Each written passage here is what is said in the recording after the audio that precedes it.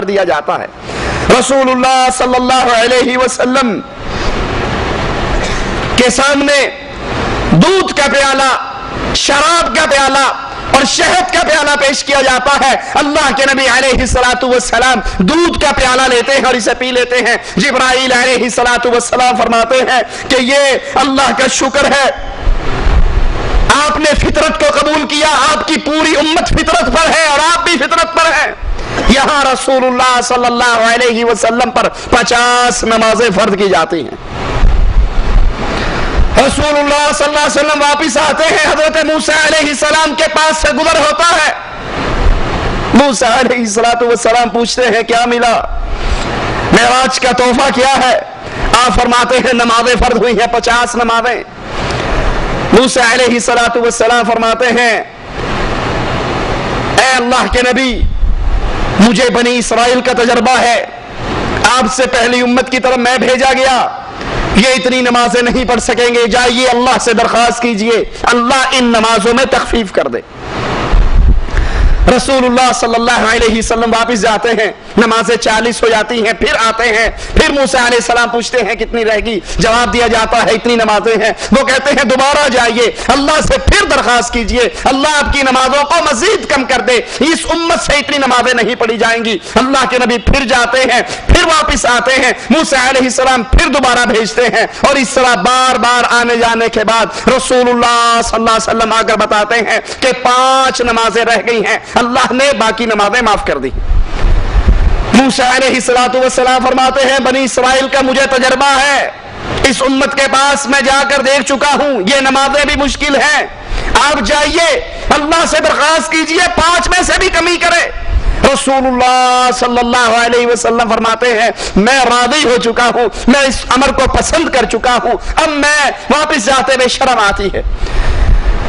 اللہ عز و جل فرماتا ہے اے نبی، میں نے آپ کی امت پر رحمت کی، میں نے آپ کی امت پر رحمت والا معاملہ کیا اور ان نمازوں میں تخفیف کی، لیکن سنیے یہ میرے نزدیک وہی 50 ہے، اللہ کی باتیں تبدیل نہیں ہوا کرتی، میرے نزدیک وہی 50 ہے، آپ کی امت میں سے جو 5 نمازیں پڑھے گا اس کے لیے تو 5 ہوگی، لیکن اللہ عز و جل اس کے نامہ اعمال کے اندر 50 کا ثواب لکھے گا۔ یہ اصل معراج کا انعام، یہ معراج کا تحفہ، سوچئے رجب کے مہینے میں معراج کا ذکر کرنے والوں کہ یہ اصل تحفہ ہے، کتنے ہیں ہم میں سے جو اس تحفے کی پابندی کرتے ہیں اور اللہ کے اس انعام کی پابندی کرتے ہیں کہ 5 پڑھ لیجئے، اللہ اس 5 کو 5 نہیں رہنے دے گا، اللہ کی باتیں تبدیل نہیں ہوتی، اللہ کے کلمات تبدیل نہیں ہوتے، تم تو 5 پڑھو گے لیکن اللہ عز و جل اس 5 کے بدلے میں تمہیں 50 کا ثواب عطا کرے گا۔ اللہ کی رحمت تو بہت زیادہ ہے۔ اسی موقع پر اللہ عز و جل نے اپنے رسول علیہ السلام کو یہ خوشخبری بھی سنائی، آپ کی امت میں سے جو انسان بغیر شرک کیے میرے پاس آئے گا اس کے گناہ کتنے ہوں، ایک شرک نہ ہونے کی وجہ سے میں اس کے سارے گناہوں کو معاف کر دوں گا۔ ایک نیکی کا بدلہ 10 نیکی ہے۔ انسان نیکی کا ارادہ کرے گا، ارادے کرنے پہ نیکی مل جائے گی، نیکی کر گزرے گا 10 گنا ثواب ہوگا، اللہ چاہے گا تو اس کو 700 گنا تک بڑھا دے گا۔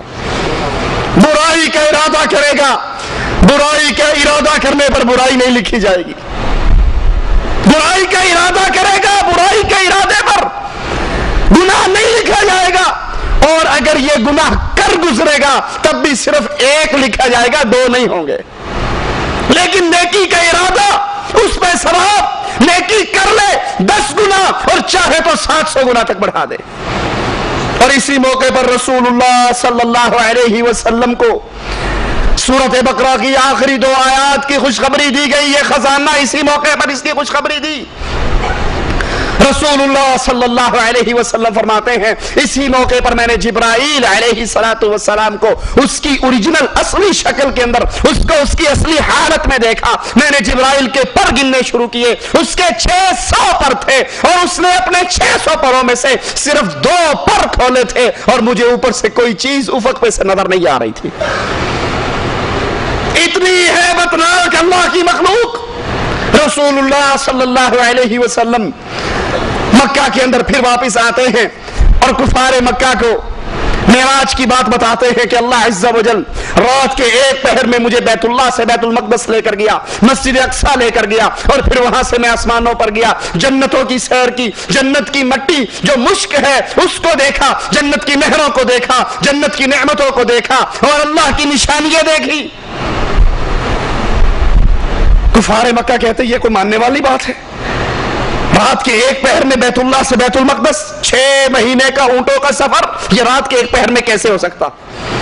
अबू जहल दौड़ता हुआ अबू बकर के पास जाता है और कहता है, अबू बकर क्या अकल मानती है इस बात को, कोई बंदा रात के एक पहर में बैतुल्लाह से चले, बैतुल मक़दस पे जाए, फिर आसमानों पे जाए, जन्नत देखे, जहन्नम देखे, वापिस आ जाए? क्या अकल मानती है? क्या ऐसा पॉसिबल है, मुमकिन है? अबू बकर कहते नहीं, ऐसी बात नहीं है, गलत है ये। कहा पता है ये दावा किसने किया है? अल्लाह हम सबको अबू बकर रज़ी अल्लाह अन्हु वरज़ाहु वाला ईमान नसीब फरमा दे, उनके नक्शे कदम पे चलने की तौफीक अता फरमा दे। कहा पता है ये दावा किसने किया है? अबू बकर ने कहा किसने किया? कहा जिसको तू अपना रसूल मानता है, जिसको तू अपना नबी मानता है, जिसका तू कलमा पढ़ता है, मुहम्मदुर रसूलुल्लाह सल्लल्लाहु अलैहि वसल्लम कहते हैं मैं रात के एक पहर में बैतुल्लाह से बैतुल मक़दस गया, आसमानों पे गया, जन्नत और जहन्नम को देखा, अंबिया से मुलाकातें की और वापिस आ गया रात के एक पहर के अंदर। अबू बकर कहते हैं, अबू जहल क्या तूने मेरे रसूल से सुना है? क्या तूने मेरे आका से सुना है? कहा हाँ, मुझे आकर बताया, मैंने सुना है, तेरा नबी ये कहता है। कहा फिर अबू जहल सुन ले, अल्लाह की कसम खाकर कहता हूं मोहम्मद जो कहते हैं सच कहते हैं सल्लल्लाहु अलैहि वसल्लम।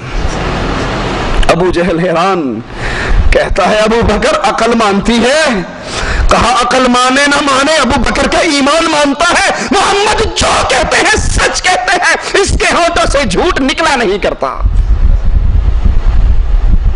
क्या ये ईमान मेरा और आपका भी ईमान है कि अल्लाह के नबी की हदीस मेरे और आपके कान से टकरा जाए और मैं कहूं अल्लाह के नबी ने जो कहा सच कहा, सारी दुनिया से टक्कर ली जा सकती है। अकल में बात आए या ना आए, अकल की बात गलत हो सकती है, लेकिन मोहम्मद की जुबान के जुमले झूठ नहीं हो सकते सल्लल्लाहु अलैहि वसल्लम।